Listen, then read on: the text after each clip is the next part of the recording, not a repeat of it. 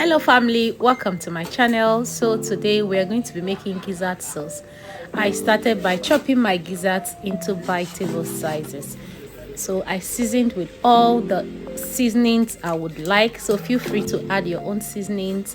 And I'm going to stir. There's no water added, and cover it for the juice to come out. Okay, you can see it has released its own juice and is marinating in its own juice. So I added coconut oil. At this point you can add any oil, stir fry it in that oil. This is going to make it a little bit crunchy before I added water and allowed it to cook.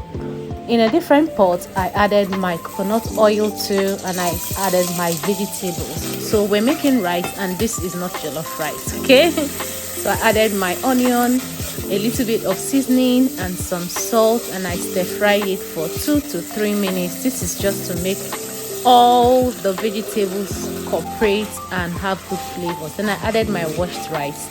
At this point you're going to stir fry your rice for 2 to 3 minutes, okay?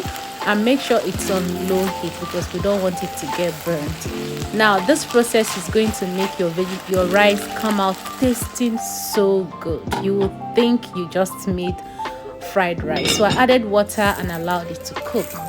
On a different pan I added my coconut oil, then my ginger and garlic, and I sauteed some onion. Now with ginger, it's going to make your onion very flavorful. Then I added my tomato paste and I fried until it was well cooperated.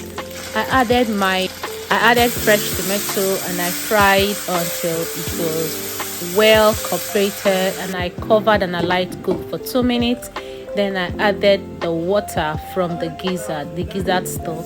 I seasoned with some salt and some seasoning cube, and I stir fried. I fried and make sure everything is proper. Then I added my gizzard. So at this point I realized my gizzard was a little bit strong, so that's why I added it now, and I allowed it to cook for at least more 5 to 6 minutes.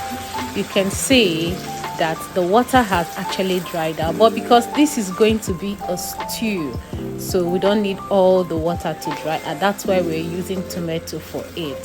So at this point I added my shrimp and I garnished with my vegetables, which is optional, or you can add any vegetable you desire.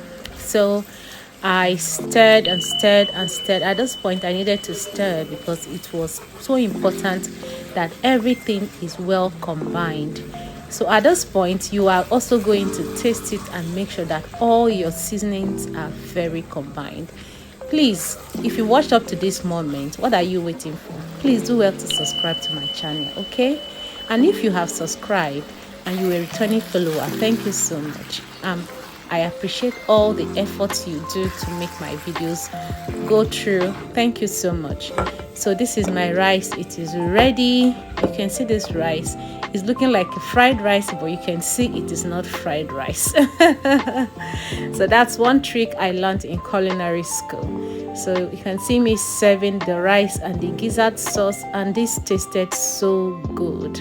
You can see it well plated, and I am ready to serve to Odogu.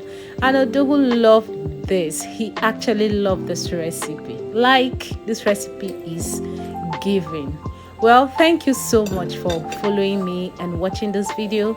I see you in my next video. Bye. I love you.